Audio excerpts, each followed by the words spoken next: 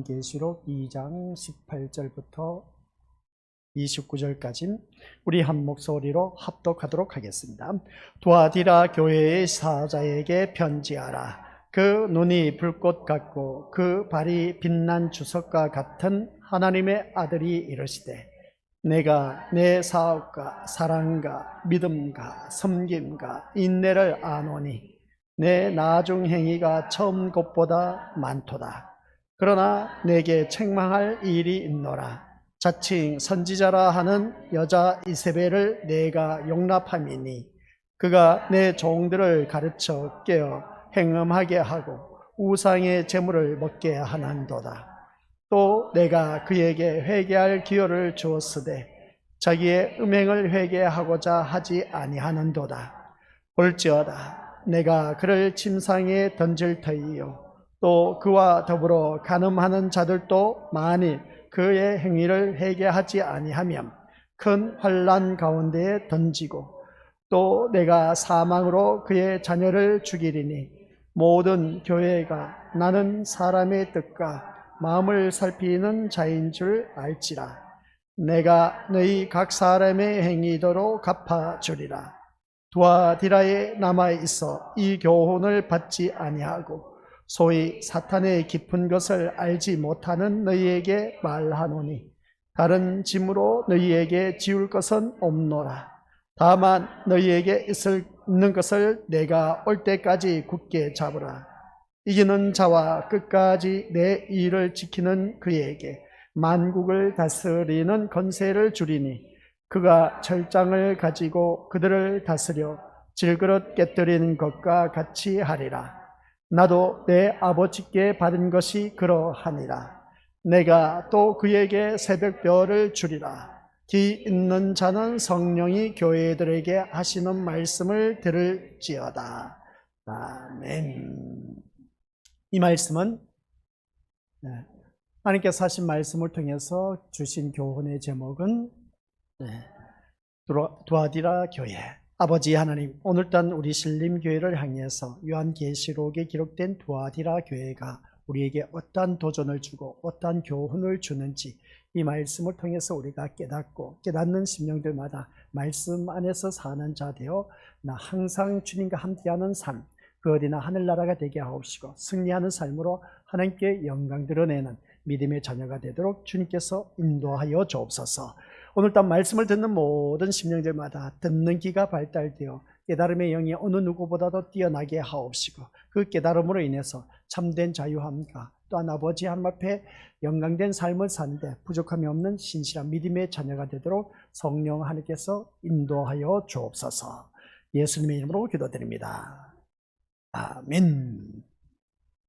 하나님께서 요한계시록 2장 3장을 통해서 아시아의 7교회를 통해 오늘날 세상에 펼쳐져 있는, 세상에 있는 곳곳에 있는 모든 교회를 향해서 고발하고 있다라는 것이었습니다. 그 고발하는 내용이 이 7교회를 통해서 전 세계의 교회를 향해서 지금 말씀하고 있다는 것을 기억하시고 이 교회를 통해서 오늘따라 우리는 이 두아디라 교회를 통해서 우리에게 하나님께서는 어떤 말씀을 주실까, 이 말씀을 다시 한 번 더 묵상하면서 주님 앞에 우리가 바로 서가는 저와 우리 건설들이 되어서 정말 주님이 원하시는 교회로 우리가 거듭나야 된다는 걸 꼭 명심하시길 바랍니다. 그러기 위해서는 주님이 원하신 교회에 소속된 하나님의 자녀는 두말할 것 없이 주님이 원하시는 하나님의 자녀가 되어야 된다라는 말씀입니다. 그런 가운데 오늘따라 우리 믿음의 식구들 세상 모든 것 다 내려놓고 포기하고 주님만 바라보았기 때문에 이 자리에 나오게 되었다라는 사실, 세상에 관심이 있었다면 이 자리에 나올 수가 없었다는 것을 알 수가 있습니다. 그래도 하나님을 향한 천국에 대한 관심과 소망이 있었기 때문에 내 발걸음이 이 자리에 나오게 되었다는 것을 기억하면서 더 자신감과 뿌듯함과 그리고 또한 주님 한 분만으로 만족한 그런 우리 모두가 되어서 하나님께서 주신 말씀을 통해서 새롭게 거듭난 저와 우리 모든 믿음의 심령들이 되어 하나님께서 원하신 귀한 은혜의 말씀을 받아 누리시기를 주님의 이름으로 간절히 축원드립니다. 오늘 그래서 성경 본문 말씀 한번 보시길 바랍니다. 볼펜을 갖고 계신 분은 살짝 기록을 해도 좋습니다. 18절 말씀은 두아디라 교회의 그 모습을 아주 잘 표현을 해놨습니다. 그 두아디라 교회의 모습이 어떤 모습이냐? 그 눈이 불꽃 같다. 그 발이 빛난 주석과 같다. 하나님의 아들이 이르시되라고 했습니다. 그래서 이 두아디라 교회를 향한 눈이 불꽃 같고 발이 빛난 주석과 같은 그런 모습이다 라고 두아디라 교회에게 하신 말씀입니다. 그리고 19절에 가서는 19절 말씀이 어떤 말씀이냐라고 했을 때 칭찬하는 모습이 나옵니다. 칭찬하는 모습. 그리고 곧바로 20장에 넘어가서는 책망이 들어갑니다. 책망이 들어가는데 그 책망이 20절, 21절이 이제 이어진 것을 보게 된 것이죠. 그러나 내게 책망할 일이 있노라 하면서 여기서 세 가지를 말하고 있다. 선지자라 하는 여자 이세벨을 네가 용납했다. 그 다음 그가 내 종들을 가르쳐 끼워 행음하게 하고 우상을 재물을 먹게 했다. 이게 두 번째. 세 번째 21절에 가서 음행을 회개하고자 하나 하지 아니하였다. 회개하지 아니하였다 하는 것을 보게 됩니다. 그들의 잘못된 음행을 회개하지 아니하였다는 것을 책망하는 모습을 보게 됩니다. 그리고 난 후에 22절부터 쭉 이제 25절까지만 여기선 그러한 두아디라 교회를 향해서 너희들 그렇게 살면 안 된다 하면서 권면의 말씀을 주고 있습니다. 권면의 말씀인 것이죠. 그리고 난 후에 26절부터 이제 마지막 절까지는 그러한 두아디라 교회를 향해서 약속을 합니다. 너가 이렇게 하면 이러한 그 놀라운 그 약속을 내가 너에게 주겠다 하는 그런 모습을 보게 됩니다. 그러면서 성경 마지막 모든 교회의 마지막마다 어떻습니까? 똑같은 성경 구절이 있습니다. 29절 보라보면 두아디라 교회 마지막에 기 있는 자는 성령이 교회들에게 하신 말씀을 들을지어다 하면서 앞에서도 에베소 교회, 그리고 서머나 교회, 버가모 교회, 두아디라 교회 하면서 사대 교회도 그렇고 마지막에 가서는 기 있는 자는 성령이 교회들에게 하신 말씀을 들을지어다 하신 이 말씀을 보게 됩니다. 이게 두아디라 교회를 향한 하나님의 말씀이었습니다. 이 두아디라 교회를 향한 하나님의 말씀이 오늘 그러면 이 자리에 앉아 계신 우리 믿음의 식구들에게 이제 선포됩니다. 선포되는 이 말씀을 통해서 이 요한계시록은 우리가 다들 잘 알고 계신 것처럼 예수 그리스도의 계시라 하면서 이제 포문을 엽니다. 1장 1절에서 이 말씀이 시작된 것을 볼 때 요한계시록을 시작하면서 말씀을 이미 드렸지만은 그때 우리 믿음의 것들 요한계시록 1장 1절을 통해서 이게 도대체 우리 믿음의 식구들 얼굴을 보니까 무슨 말인지 감을 전혀 못 잡는 그런 모습을 보게 되었습니다. 그래서 그때의 그것을 다시 한번 돌이켜보면서 그럼 예수 그리스도의 계시라 했을 때 이 말씀은 도대체 무슨 말씀일까? 라고 했을 때 이 사도 요한에게 예수님의 계시가 주어진 것은 요한이 새로운 계시를 받았다는 의미가 아닌 겁니다. 계시라는 것은 뭔가 새로운 것이 추가적으로 주어진다라는 것을 우리가 다들 알고 있는데 그게 아닌 겁니다. 계시는 이미 주어진 것이라는 것이죠. 장래에 되어질 새로운 것을 알려주는 것을 계시라고 하는 것을 우리가 대부분 그렇게 알고 있는데 계시는 그게 아닌 겁니다. 계시는 예수 그리스도의 십자가, 시작. 예수 그리스도의 십자가 사건을 통해서 인간의 생각과 판단을 공격하는 것이 바로 계시다라는 말씀입니다. 그런데 이 말씀을 듣고 보니까 도대체 이 말이 도대체 무슨 말씀인지 또 몰라. 예수 그리스도의 십자가 사건을 통해서 인간의 생각, 판단, 이 모든 것을 하나님의 말씀으로 이미 다 계시를 해주셨다. 그래서 십자가 사건을 통해서 예수 그리스도의 계시를 완벽하게 다 보여주셨다라는 것이었습니다. 근데 이 말씀을 들어도 우리 믿음의 식구도 몰라. 그러니까 우리가 살다 보면은 우리들의 생각과 말, 행동, 이 모든 판단한 것 이미 우리 십자가 사건을 통해서 다 보여주셨는데 다 보여주신 것이 바로 예수 그리스도의 계시입니다. 근데 이 계시라고 하는데 앞날에 모든 것을 알려준다고 했는데 아니요, 알려주는 것이 아니라 이미 이루어진 것을 우리에게 보여주고 있다는 사실입니다. 그래서 세상의 모든 역사는 예수님의 십자가 안에 모두 포함되어 있다. 아니 목사님 무슨 말씀입니까? 그렇게 표현할 수 있을지 모르지만 세상의 모든 역사는 예수님의 십자가 안에 모두 포함되어 있다라고 했을 때 Before Christ 해서 우리 믿음의 것들 BC라고 말하고 있습니다. BC 기원전을 말하고 있는 것이죠. 기원 후 AD를 표현하고 있을 때 어느 기점을 두고 있느냐? 예수 그리스도께서 이 땅에 오시기 전과 오신 후에 기원전과 기원 후를 말하고 있습니다. 그러면 세상 모든 역사는 예수님의 십자가 안에 두고 포함되어 있다는 것을 다시 한 번 더 깨닫게 된 것이죠. 그러면 이 십자가, 과거, 현재, 미래는 세상의 모든 역사를 평가하고 심판하고 있다는 것입니다. 앞으로 되어질 일이라는 것도 십자가 앞에서 보면 이미 명확하게 계시되어져 있었다는 것을 다시 한 번 더 깨닫습니다. 그러면 계시되어 있는 그 모습 볼 때 인간의 미래에 대해서 새로운 계시가 필요가 없다는 것이죠. 인간의 미래에 대해서 이미 예수 그리스도를 통해서 다 보여주셨습니다. 보여주셨기 때문에 이제 우리가 그렇지 않습니까? 능력 있는 사람은 계시를 받았다. 그렇게 표현하지 않습니까? 그게 과연 계시일까? 근데 성경에서 말씀하고 있는 계시는 이미 예수 그리스도로 말미암아 다 완성된 겁니다. 근데 우리가 어떤 환상을 바라보고 이런 교회는 이런 계시를 받았기 때문에 내가 검면을 한다 하면서 많은 앞에서 이끄는 주의 종이나 영성이 있다 하고 하신 분들, 그리고 기도가 많이 해서 내가 이런 계시를 받았다 하는 그런 모든 말을 많이 듣습니다. 그런 분들의 말이 진짜일까 가짜일까 라고 했을 때 우리 믿음으로서 여기서 이제 분별력이 들어가야 된 겁니다. 근데 성경에서 말씀하고 있는 계시는 이미 다 이루어진 말씀이었습니다. 이루어진 말씀인데 앞으로 우리가 어떤 일이 이루어질 것이다, 계시를 받았다 하는 그런 모습을 보면 우리 믿음으로서 성경에서 뭔가 벗어난 이탈된 그런 모습을 바라보게 됩니다. 그러다 보니까 자칫 잘못하게 되면 이게 신비주의로 빠지게 되고, 신비주의에 빠지다 보면 그 신비주의를 쫓다 보면 이제 예수가 사라지게 돼 있습니다.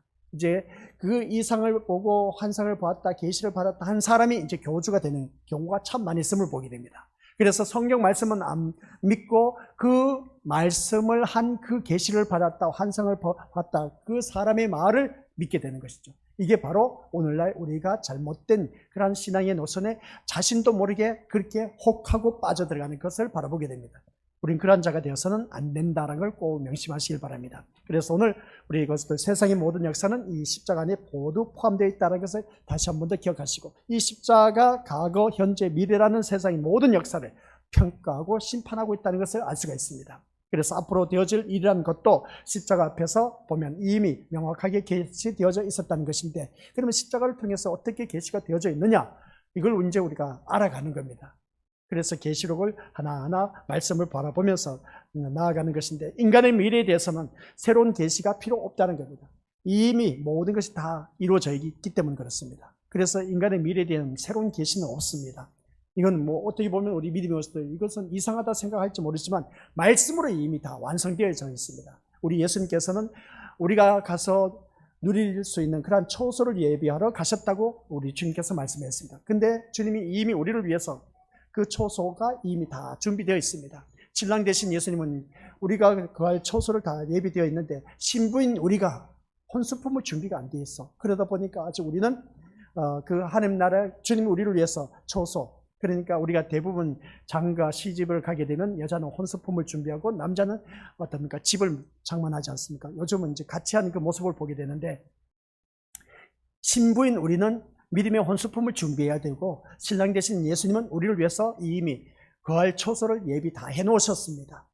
다 초소를 예비해 두셨는데 신부인 우리가 아직도 믿음의 혼수품이 너무나 부족해. 그래서 혼수품을 많이 준비해가면 시댁에서 어떻습니까? 인정을 받고, 그리고 어떤 참 삶이 편하다고 볼 수가 있는 것인데, 그런데 혼수품을 제대로 하고 갖지 못했을 때는 시집살이가 그때부터 시작되는 겁니다. 그러다 보니까 어떻습니까? 해갖고 온 것이 없다느니 하면서 이런저런 소리 들으면서 베리베리 소리 다 듣는 것이죠. 그런 거 모습 볼 때 우리 또한 믿음의 혼수품을 잘 준비해야 된다는 걸 꼭 기억하시기 바랍니다. 그러면 믿음의 혼수품을 어떻게 우리가 장만하느냐는 것이죠. 신랑 되신 예수님은 분명히 우리를 기다리고 있는데, 모든 것이 다 준비되어 있는데, 신부인 우리는 어느 누구든지 다시 오실 그 신랑 예수님을 맞이해야 되는데, 맞이한 우리들은 신부로서 준비를 해야 되는데 무엇을 준비하느냐는 것이죠. 우리 믿음으로서 세상이면 차라리 내가 돈을 벌어서 신부로서 혼수품을 준비한다고 할 수 있을지 모르지만은, 근데 영적 신부인 나는 신랑 되신 예수님을 위해서 혼수품을 준비한다는 것이 도대체 무엇일까? 이게 우리에게 관건인 겁니다. 그러면 내가 교회 다니면서 많은 헌금을 한다. 그러면 내가 교회를 다니면서 많이 기도를 한다. 전도를 한다. 헌신, 봉사, 충성을 한다. 그렇게 우리가 생각할 수 있을지 모릅니다.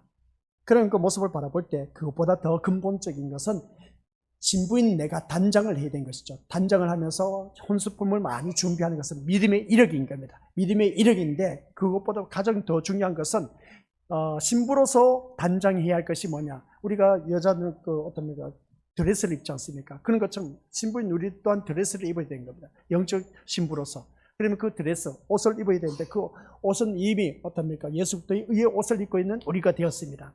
근데 그 의의 옷을 입고 있으면서도 우리는 아직도 세상의 옷을 입고 살아가는 그 모습을 보게 되는데, 그러면 그 의의 옷을 입으려면 우리 믿음의 식구들께서는 단장에게 꾸며야 되는데, 꾸미려면 다른 것 없습니다. 내가 하나님의 말씀으로 모든 것이 빚어질 때에, 그때 믿음의 혼수품이 완벽하게 준비되는 것을 알 수가 있습니다. 그러니까 내가 말씀 안에서 산다는 자체가 엄청난 축복이라는 것이죠. 그래서 우리가 믿음 생활을 하면서 내가 얼마만큼 몇십 년을 다녀도 아직도 옛날같이 똑같은 고집을 부리면서 자기 뜻대로 살아가는 그런 모습 보면 아직도 멀었습니다.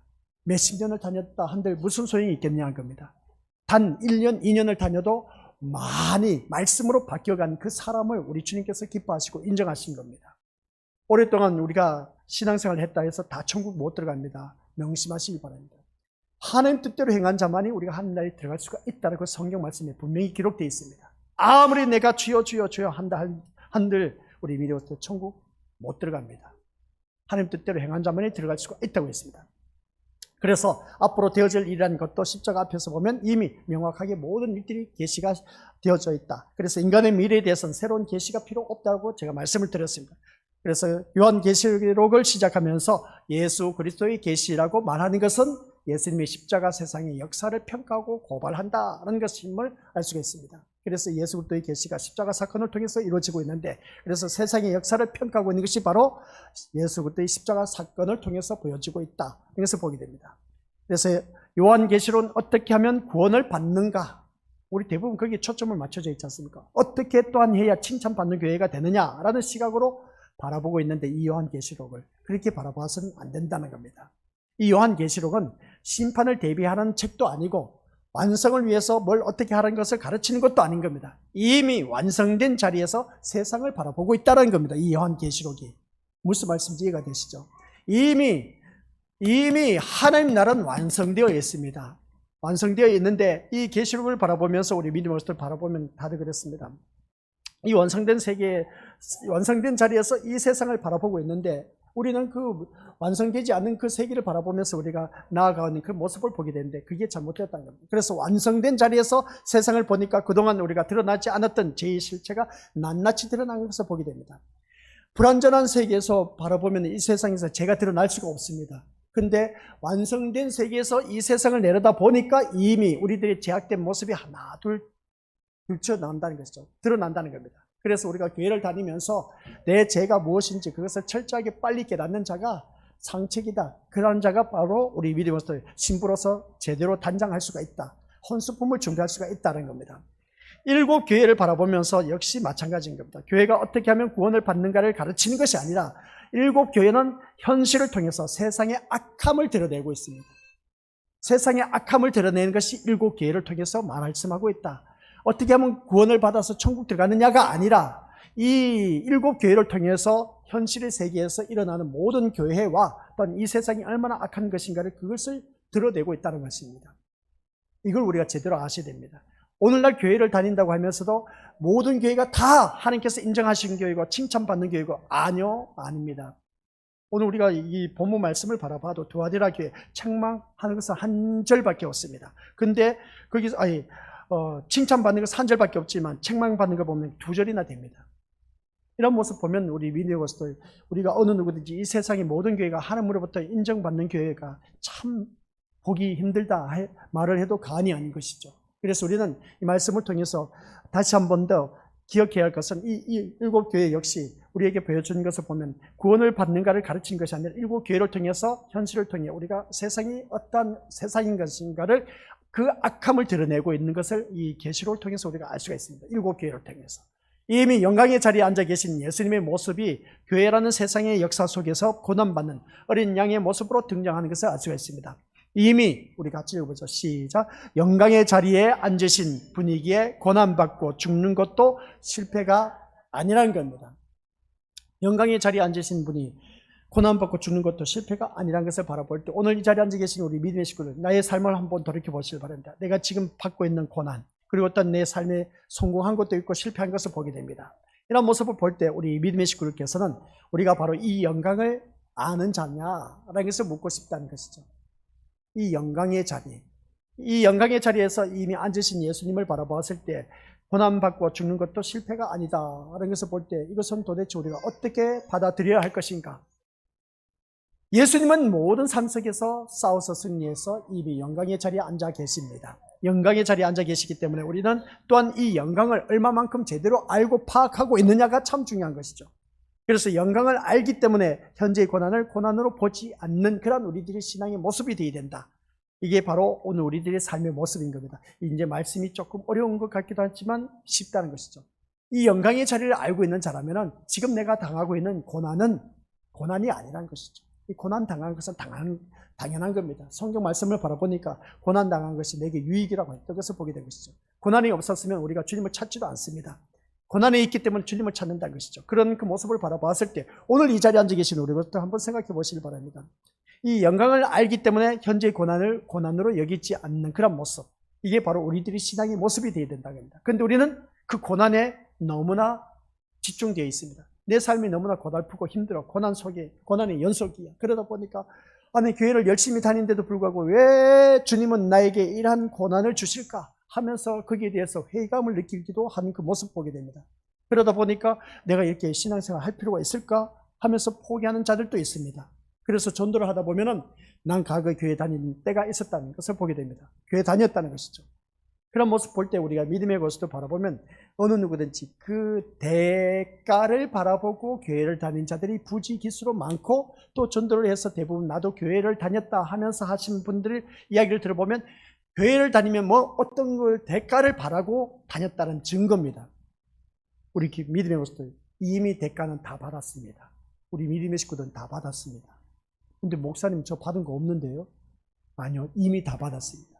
이 세상이 줄 수 없는 그 보상, 그게 바로 구원인 겁니다. 구원은 이미 그 구원받은 그 자체만으로도 우리는 축복인 겁니다. 내가 지금 죽어도 천국 간다는 것이죠. 제가 말씀드렸지 않습니까? 그 거지 나사로를 바라봤을 때 이 세상에서 부자와 거지 나사로가 같이 살았는데 이 거지 나사로는 그 부잣집에서 떨어진 상에서 떨어진 부스러기를 주워 먹고 살았습니다. 그리고 또 부자는 어떻습니까? 뭐 호의호식하면서 그냥 부러울 것 없이 살았습니다. 이 세상에서. 근데 죽고 나서 간 세계는 완전 딴판의 세계였습니다. 부자는 영원토록 고통당하는 그 지옥에 떨어졌고 거지 나사로는 완전 이 세상에서 누리지 못한 그 영원한 천국에 들어가 있었다는 것을 보게 됩니다.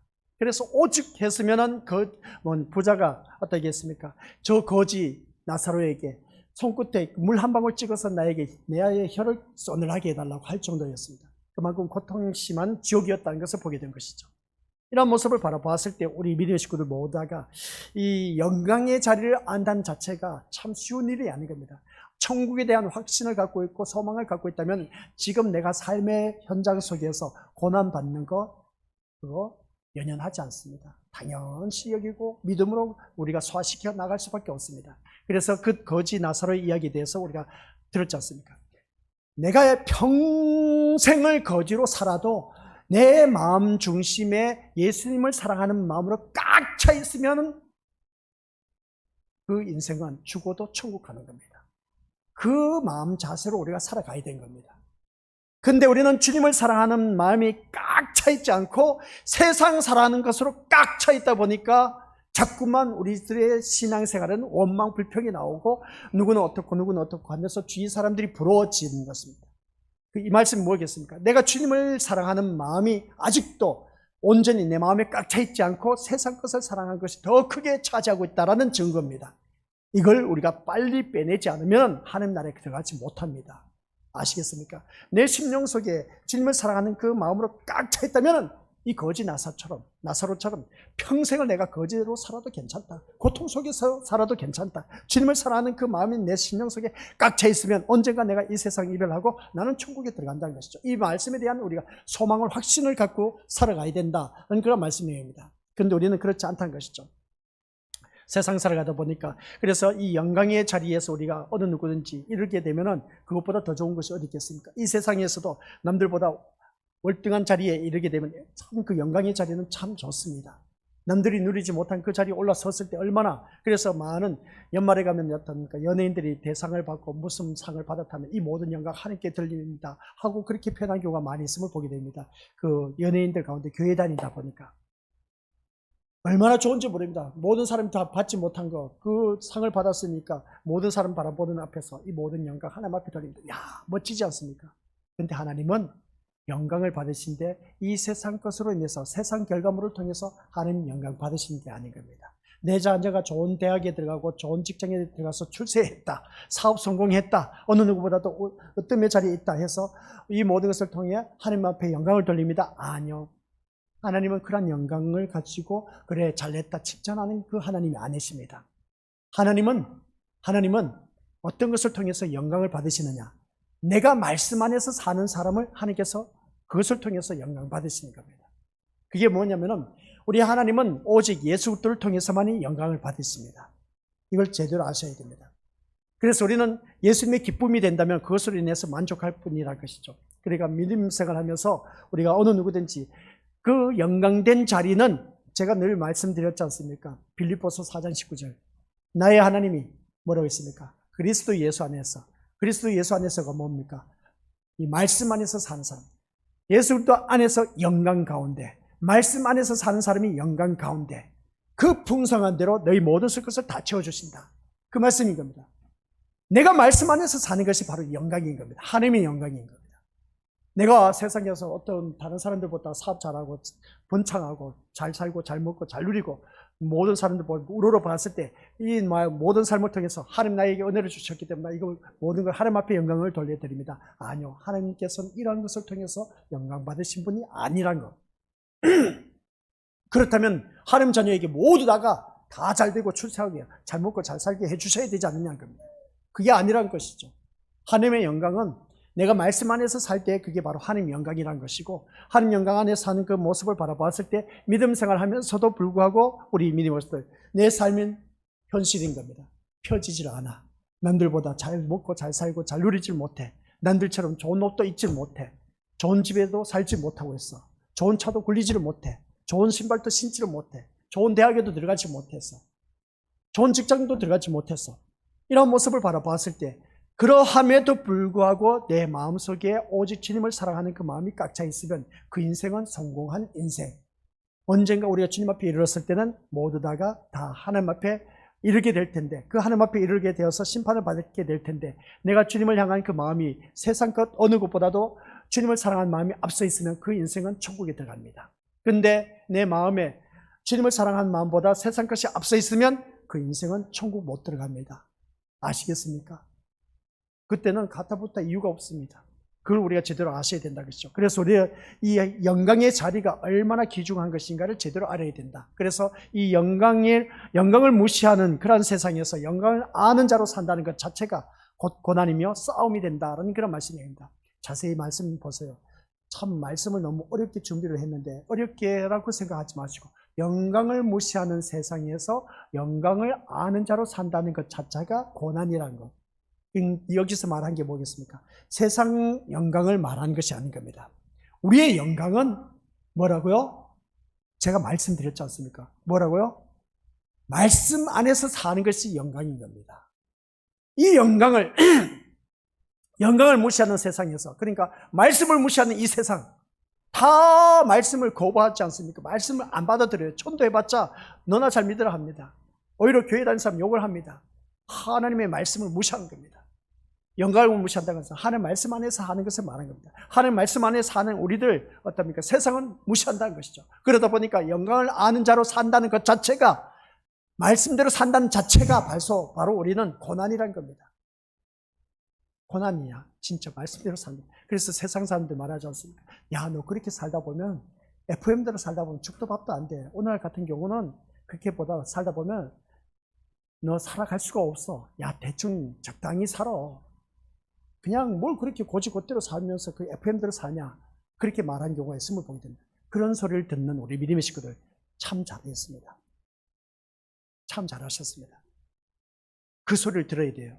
FM대로 살아야 됩니다. 정직하게 살아야 됩니다. 진실되고 깨끗하게 살아야 됩니다. 그래야 그 신령이 진짜 여기서 말하고 있는 것처럼 영광을 아는 자로 사는 자입니다. 말씀 안에서 사는 자는 어떠한 것인가 안다는 것이죠. 말씀 안에서 살다 보니까 멸시천대를 받고 무시를 당해. 세상으로부터 세상이 우리를 미워하게 되어 있습니다. 그건 성경에 기록된 사실인 겁니다. 그렇기 때문에 우리는 내가 말씀대로 산다 할 때 주위 사람들로부터 나를 무시하고 어리석게 보고 바보 취급하는 경우도 있습니다. 그래도 괜찮아. 내가 말씀 안에서 살면은 하나님이 그것을 보고 그게 바로 내가 나를 위해서 영광된 삶을 살고 있는 거야. 그래서 나중에 어떻게 된지 아십니까? 무시받고 천대받고 멸시천대받는 그 모습 속에서 나중 결과는 하나님께서 어떻게 나를 세워주신지 아십니까? 내가 높은 자리에 올라가려고 하는 것이 아니라 하나님께서 나를 끌어올려서 그 높은 자리에 앉혀놓으십니다. 말씀을 무시하고 나를 없이 여기고 냉대하면서 그렇게 했던 그런 모든 사람들 앞에서 보란듯이 나를 그 자리에 올려 세워놓으십니다. 주님이 나를 그렇게 세워놓으셔야 되지 내가 그 자리에 올라가려고 해서는 안 된다는 겁니다. 그래서 그 올라가는 그 자리는 힘들고 어렵습니다. 세상에서도 높은 자리에 올라가기 힘들지 않습니까? 그런데 우리가 세상에 높은 자리에 올라가는 거 그리 쉽지 않습니다. 내가 말씀 안에서 온전히 산다면, 말씀대로 온전히 그 말씀 순종하면서 산다면 세상 사람들이 나를 욕한다 할지라도 주님이 어느 한 순간에 그 자리에 세워주신다는 겁니다. 주님이 올려놓으셨을 때 우리가 그 자리에 이를 수가 있다는 겁니다. 그러면 이 말씀을 듣다 보면 그렇습니다. 우리 믿음의 식구들 모두가 이 영광을 무시하는 이 세상에서 영광을 아는 자로 산다는 자체가 얼마나 고난스럽겠습니까? 말씀대로 산다는 자체가 이미 주위 사람들로부터 이미 바보 취급을 당하면서 내가 살아가고 있다는 자체가 고난인데 뭐 그렇게 모든 예배 다 참석할 수 있느냐? 대충 일주일에 한 번만 예배 드리면 된다 하면서 일주일에 오전 예배만 드려라 하면서 교회는 점점점 가면 갈수록 우리 믿음의 것들 교회가 문을 닫고 있습니다. 문을 닫는데 어떤 문을 닫고 있습니까? 예배의 문을 닫고 있습니다. 예배가 점점점 줄어들고 있습니다. 새벽 예배도 없어지고 수요 저녁 예배도 사라지고 금요 기도회도 이미 사라진 지 옛날 이야기고 수요 예배도 이미 사라진 지 몇 년이 돼가고 있습니다. 그런 모습을 바라보았을 때 모이기를 피하는 어떤 자들이 습관과 같이 하지 말라고 했는데 오늘날 앞에서 이끄는 영적 지도자로 하는 주의 종이라고 하는 그 작자로 하니까 죄송하지만은 교회에 모이는 예배를 피하고 있다는 것이죠. 오늘날 젊은 목회자들 바라보면 진짜 사고방식이 썩어 빠졌어. 그냥 어떻게 그런 모든 예배를 다 드리면서 할 수 있느냐는 겁니다. 나는 그렇게 못하겠다는 겁니다. 젊은 목회자들이 그렇게 말하고 있습니다.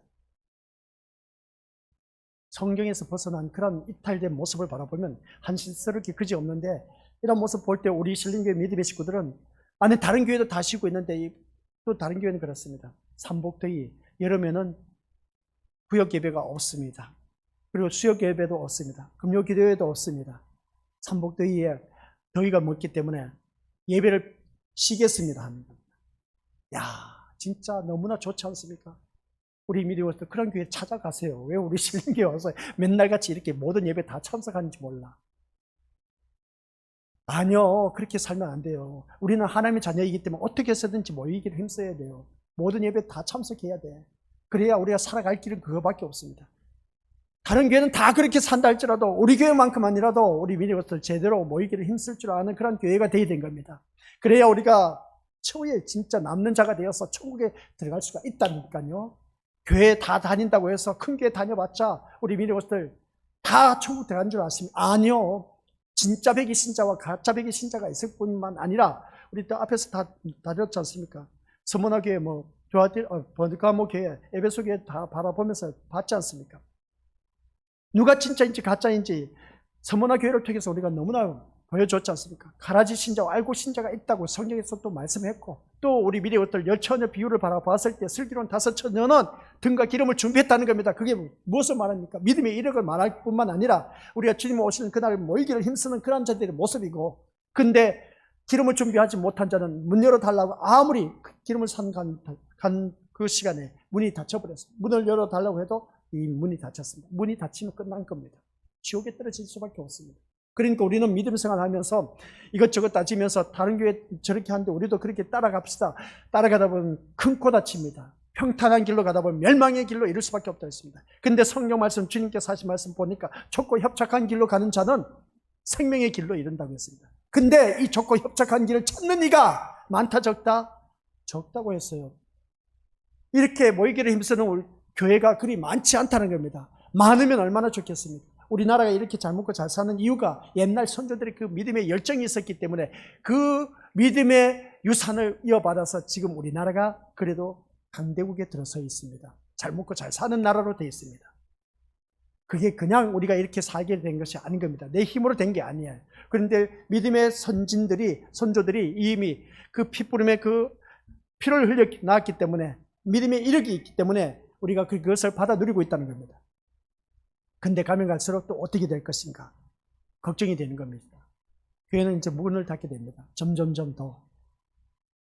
오늘 이 말씀 들으면서 우리 그것도 한번 자기 자신을 다시 한 번 더 생각해 보자는 겁니다. 이 영광의 자리를 우리가 무시하면서, 이 말씀 이제 이해가 되시죠? 영광을 무시하는 세상에서 영광을 아는 자로 산다는 것 자체가 얼마나 힘들고 어려운 것인가.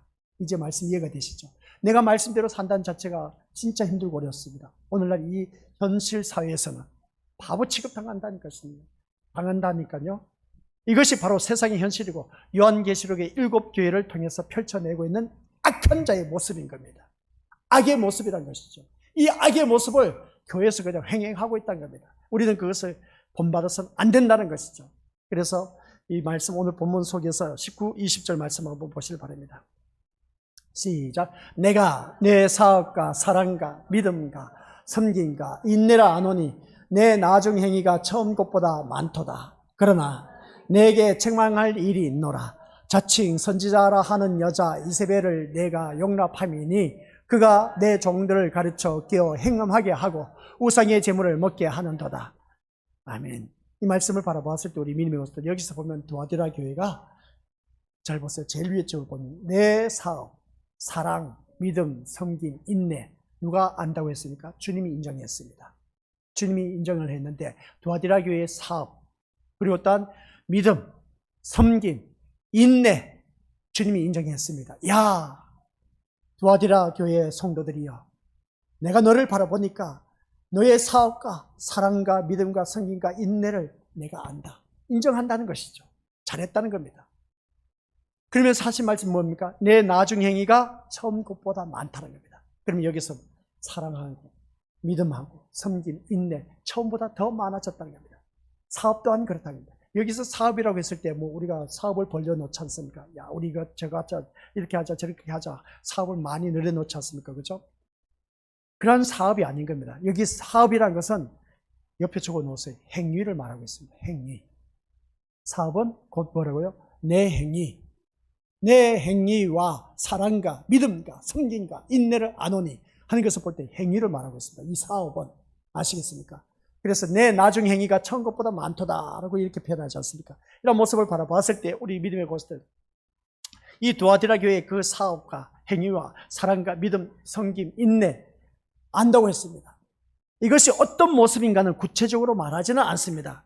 그러나 분명한 것은 예수님이 교회에 원하시는 것이 무엇인지 아시죠? 너의 행위와 사랑과 믿음과 섬김과 인내를 주님이 우리에게 원하고 계신다는 겁니다. 우리에게 원하고 계신데 이 말씀을 바라봤을 때 우리 믿음의 고수들 한번 내 자신을 자기 자신을 들여다보자는 겁니다. 내가 처음 주님을 향했던 그 믿음의 행위와 주님을 향했던 그 처음 그 사랑과 주님을 향했던 그 처음 믿음과 내가 처음 주님을 영접했을 때 그 설렘 가운데 섬겼던 그 모습과 내가 주님을 처음 믿었을 때의 나의 그 인내심 한번 지금과 비교해 보자는 것이죠. 근데 두아디라 교회는 너의 처음보다 훨씬 낫다는 겁니다. 그러면 오늘 우리들은 어떤 모습이냐? 처음보다 더 못해. 두아디라 교회가 바로 이것을 오늘 우리에게 말씀하고 있다는 겁니다. 우리에게 고발하고 있다는 겁니다. 우리 자신들의 행위를 바라보자는 겁니다. 처음 행위보다 못하다는 겁니다. 더 적다라는 것이죠. 농도가 얕다는 겁니다. 주님을 향한 그 믿음의 행위가 너무나 얕아. 옛날 같았으면 어떻습니까? 핍박 속에서도 걸어서라도 엄동설 안에 우리 그것들 옛날 뭐 차량 운행이 어디 있었겠습니까? 엄동설 안에 우리가 그 눈길 퍽퍽 빠지면서 발 시러 가면서 교회 나와서 그렇다고 해서 오늘날 같이 이렇게 벌러를 떼줬냐? 그것도 아니야. 발이 꽁꽁 얼어붙은 상태에서 예배를 드리고 그렇게 하는 그 모습을 바라봤을 때 얼마나 열정적으로 했겠습니까? 오늘날 차가 문 앞에 갖다 대령시켜도 새벽 예배 안 나올 판국이야. 이게 바로 두아디라 교회 처음 것보다 더 많아졌다고 했는데 오늘날 현대판의 교인들 바라보면 처음 행위보다 더 적어졌으니 주님이 속을 탄다는 것이죠. 속이 탄다는 겁니다. 우리 믿음의 것들 자기 자신을 한번 보자는 겁니다. 나의 처음 이 모습을 보자는 겁니다. 사업했을 때 행위와 사랑과 믿음과 성인과 인내를 한번 보자는 겁니다. 참지 못해서 그냥 원망불평하고, 내가 과거에는 예수님 때문에 많이 참지, 그래 내가 예수님 아니었으면 내가 아유 하면서 많이 참았지 않습니까? 요즘은 뭡니까? 그냥 내가 왜 참어? 하면서 그냥 맞짱 뜨지 않습니까? 오늘날 주님이 원하시는 것은 바로 이겁니다. 우리들의 행위, 사랑, 믿음, 섬김, 인내, 처음 그것보다 더 많기를 원하고 계신다는 겁니다. 두아디라 교회처럼. 근데 오늘 우리들의 모습이 어떠한 겁니까? 그렇지 않다는 것이죠. 참 가관이 아니지 않습니까? 교회가 그렇게 사는 것이 곧 교회의 사업이라고 할 수가 있음을 보게 됩니다. 교회의 사업이 뭐겠습니까? 사업이란 조그만 것을 크게 만드는 일을 말하지 않습니까? 그죠? 그런데 교회의 사업이란 말을 하면 선교를 하고 구제를 하고 교회관을 짓고 예배당을 짓는 것들을 말하지만 그것들은 인간의 사업인 것이지 하나님의 사업은 아닙니다. 착각 속에 살지 마세요. 예수님의 사업이 아니란 것이죠. 예수님이 세상에 오셔서 어떤 사업을 하셨습니까? 예수님이 세상에 오셔서 사업하셨습니까? 어떤 사업을 하셨습니까? 교회 사업하니까 우리 미래부터 선교하고 구제하고 교육관 짓고 예배당 짓고 그리고 또 어떻습니까? 이것저것 뭐 많이 일을 벌여놓지 않습니까? 예수님이 세상에 오셔서 어떤 사업을 하셨냐는 겁니다. 질문을 한번 던지고 싶습니다. 어떤 사업 하셨습니까? 우리 주님께서. 교회를 세우고 자기를 믿고 따르는 사람들을 모이기에 열중하셨습니까? 예수님 사업이? 예수님은 단지 사랑을 보이셨고 믿음을 보이셨고 섬김과 인내를 보이셨을 뿐인 겁니다. 예수님의 사업은 교회를 세우고 자기를 믿고 따르는 사람들을 모이기에 열중하지 않았습니다. 그러면 오늘날 교회하고 완전 딴판이지 않습니까? 오늘날 교회를 바라보면은 많은 교회 식구들 모으기 위해서 혈안이 되어 있지 않습니까? 심지어 남의 교회에 다니는 식구들마저도 우리 교회에 데려오려고 하는 그런 파렴치한 못돼 먹은 우리 신림교회 그런 분들이 되어서는 안 되는 겁니다. 그 교회도 열심히 다니라고 하고 우리 교회는 우리 교회 나름대로 우리 주님이 이 땅에 오셔서 사업한 것이 뭐가 있겠습니까? 교회를 세우고 많은 교회 부흥시키기 위해서 그런 일을 하지 않으셨습니다. 우리 예수님 하신 일은 단지 우리에게 어떤 사랑인 것인가를 보여주셨고 믿음이 어떤 것인가를 보여주셨고 그리고 또 예수님의 섬김과 인내 이걸 우리에게 보여주셨을 뿐인 겁니다.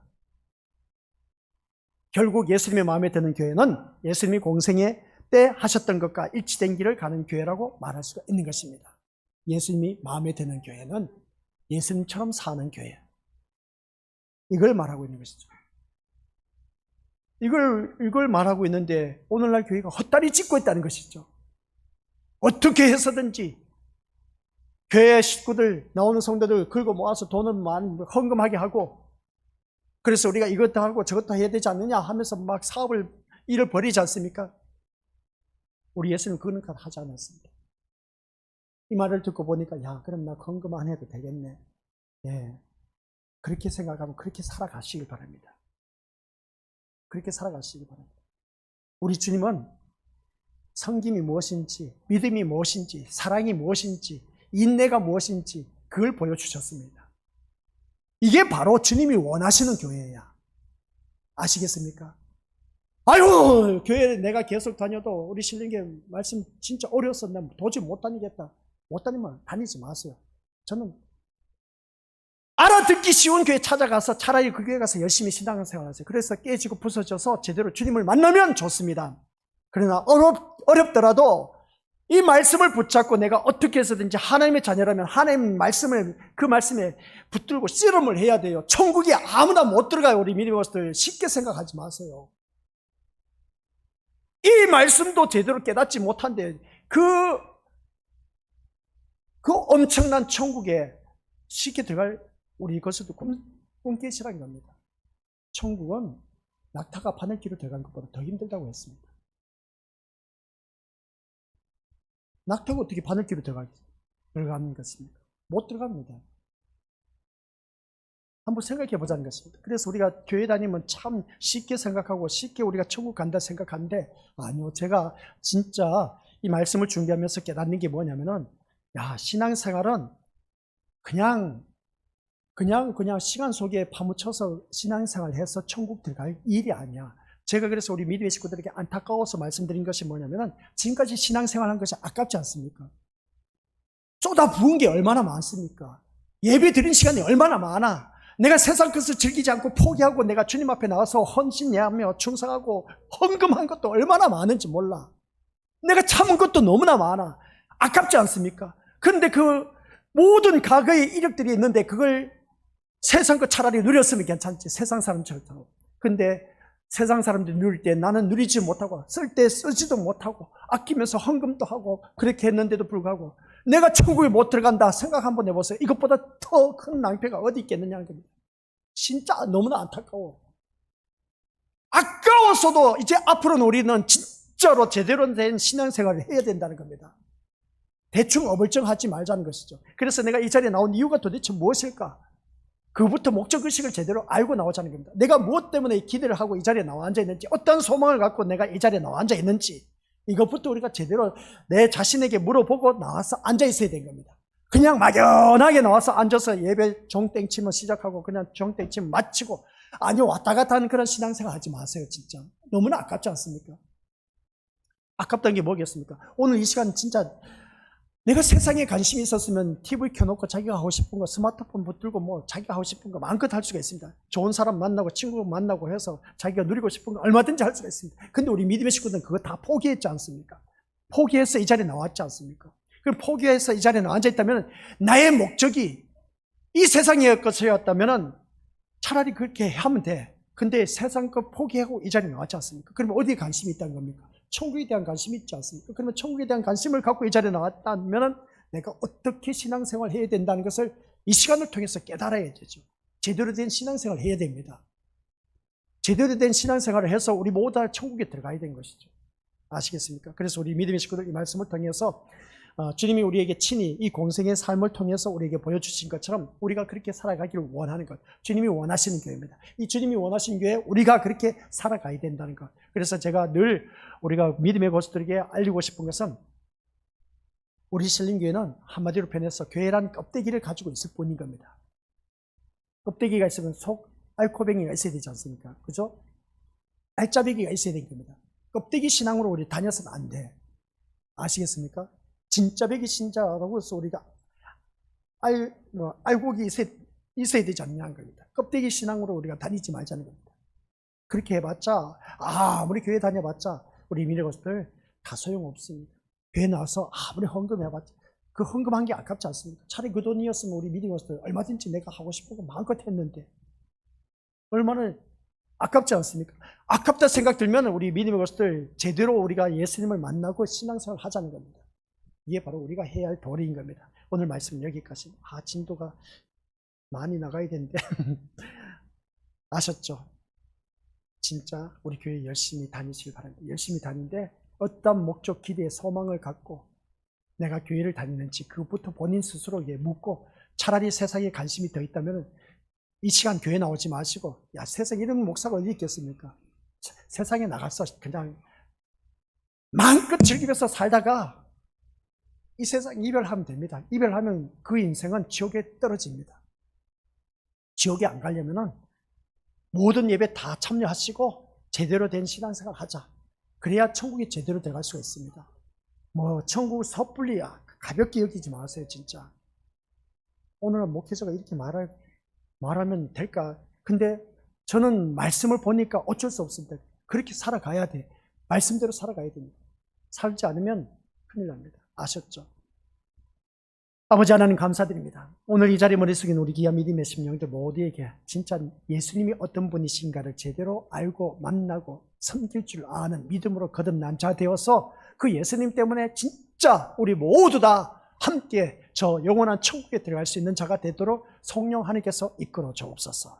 내 생각, 내 판단, 내 기준에 의해서 이 정도 하면 되겠지, 또한 이웃교회를 바라보면서 저렇게 하면 되겠지, 그런 것 쫓아가지 말게 하시고 말씀에서 원하는 교회가 어떤 교회인 것인가, 오늘 이 두아디라 교회를 바라보았을 때 하나님 그 모든 행위, 사랑, 믿음, 섬김, 인내, 이것은 이미 예수 그리스도를 통해서 다 보여주었습니다. 이게 바로 계시란 것, 예수님처럼 사는 것이 주님이 원하시는 교회인데 오늘날 교회는 이걸 하는 것은 다 뒷전으로 하고 교회를 어떻게 해서든지 부흥시키고 또한 많은 헌금을 모아서 이렇게 저렇게 사업을 벌리는 것, 주님은 그러한 사업을 하고 오신 분이 아니라는 것 다시 한 번 더 깨닫게 하옵소서.